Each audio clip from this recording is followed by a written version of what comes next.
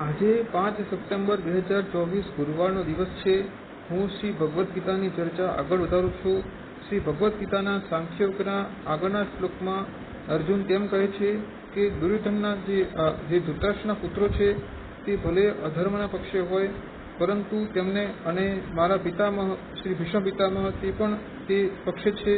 હું મારા પિતામહની સામે યુદ્ધ કરીને જીતી જઈશ તો પણ તે રાજ્ય મારા માટે કશા કામનું નથી. એવી રીતે અર્જુન પોતાનો જે ખેદ છે તે વ્યક્ત કરે છે.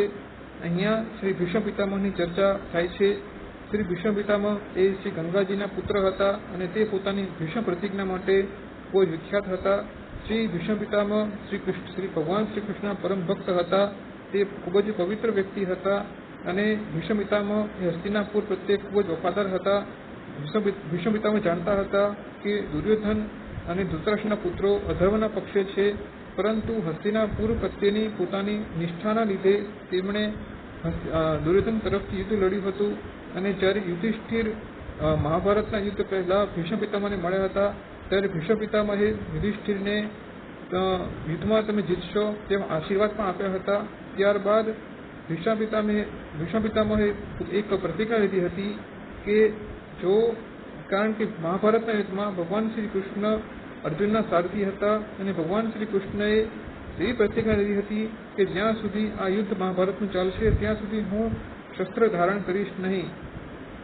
આ વિચારીને ભીષ્મ પિતામહે પણ એક પ્રતિજ્ઞા લીધી હતી કે હું ગંગાપુત્ર ભીષ્મ, હું ગમે તે રીતે ભગવાન શ્રી કૃષ્ણને શસ્ત્ર ધારણ કરવા માટે વિવશ ના કરી દઉં તો હું શ્રી ગંગાજીનો પુત્ર નહીં અને શાંતનુ મારા પિતા નહીં. તેમ વિચારીને શ્રી ભીષ્મ પિતામહે પણ એક પ્રતિજ્ઞા લીધી હતી. અને ત્યારબાદ એ દિવસે ભીષ્મ પિતામહે અર્જુનના રથ ઉપર એવો પ્રહાર કર્યો કે અર્જુનનો રથ તૂટી ગયો અને અર્જુન પૃથ્વી પર પડી ગયો.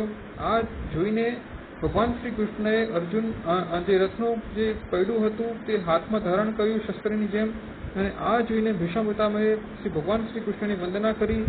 આ રીતે ભગવાન શ્રી કૃષ્ણએ પોતાના ભક્ત શ્રી ભીષ્મ પિતામહની પ્રતિજ્ઞા જે છે તે રહી જાય તેના માટે ભગવાન શ્રી કૃષ્ણએ પોતાની જ પ્રતિજ્ઞાનો ભંગ કરી દીધો હતો. ભીષ્મ પિતામહ ભગવાન શ્રી કૃષ્ણના બહુ જ પરમ ભક્ત હતા. ભીષ્મ પિતામહને ઈચ્છા મૃત્યુનું વરદાન હતું.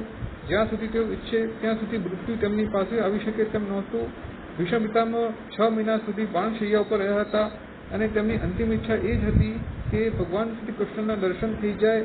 અને ભગવાન શ્રી કૃષ્ણ સ્વયં ભીષ્મ પિતામહને મળવા માટે ગયા હતા અને જ્યારે ભીષ્મ પિતામહે ભગવાન શ્રી કૃષ્ણને સન્મુખ જોયા હતા ત્યારબાદ ભીષ્મ પિતામહે પોતાનો દેહ ત્યજ્યો હતો.